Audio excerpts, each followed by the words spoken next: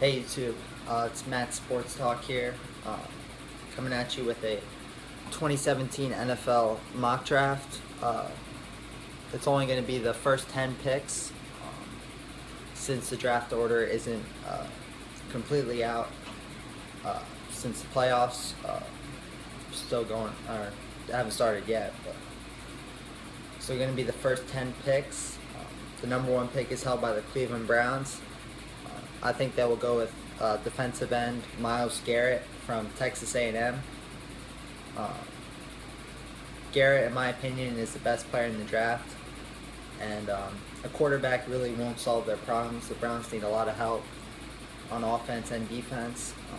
I think he's the best player, so and he would really help out their defense. They really don't have any playmakers on defense, and he'd be a big addition to their defense. So I think they'll go with him. The number two pick is held by the 49ers. I think they will go with Mitch Trubisky, quarterback from North Carolina. Kaepernick is a free agent, so they most likely won't re-sign him. Gabbert really can't be trusted, so they need to fill that quarterback position. He's 6'3", 220 pounds, so he's great size and height to be an NFL quarterback. The only flaw on Trubisky would be that he doesn't have much experience since he's only a one-year starter. And so you might need to develop over the course of a year, so maybe they could bring in a backup and have Trubisky sit for a year, which might help him out. But starting him right away could hurt his development. Number three is the Chicago Bears.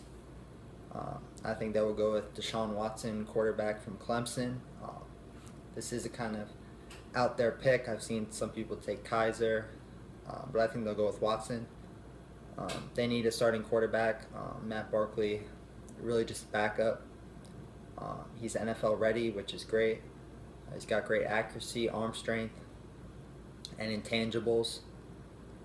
He showed that he's a winner on the college level, and Bears are really hoping that'll transition to the NFL. But he could come in there right away and have impact, help them win games. So I think if he has a good game against Alabama, if they win the national championship, I mean, his draft value is only going to go up. So we'll see. Number four, Jacksonville Jaguars. I think they'll go with Jonathan Allen, defensive end from Alabama.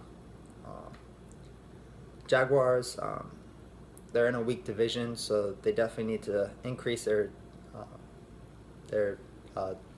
defense depth, and he'd really help their defensive line. He's got great size. He'd be a run stopper on defense, and he also has the ability to get to the quarterback and get sacks, which they need.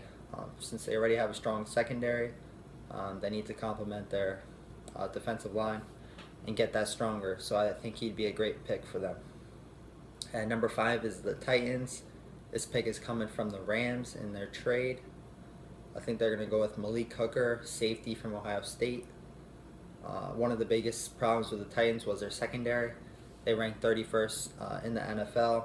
He's got great size, 6'2", and he'd really help out their secondary, which they'll need to fix if they want to compete and win the South. At number six is the Jets. I think they will go with Jabril Peppers, safety from Michigan. I think he's supposed to be projected in around the 25 area, but I think he will go higher. Jets need a playmaker on defense. Their secondary was not good at all. One of the best defensive players in college football at Michigan. He's very versatile, so he doesn't have a set position, so they could really, maybe even turn him into a corner, since Revis is most likely going to retire. So he could really help out their defense a lot. I think that would be a great pick for them. At number seven, Mike Williams, wide receiver from Clemson. Chargers already have a thin receiving core. Keenan Allen really can't be counted on. And they really don't have that big physical receiver. And Williams would provide that for them. he could definitely be their number one receiver and could help out Phillip Rivers and Melvin Gordon a lot. And since they need to put up points, since they're in probably the best division in football, the AFC West. So at number 8 is the Panthers. I think they'll take Leonard Fournette, running back LSU. Fournette has an extremely high ceiling, and he might be the best running back prospect since Adrian Peterson. Panthers had a very disappointing season, but Fournette could take that pressure off of Newton and try to get them back in the playoffs.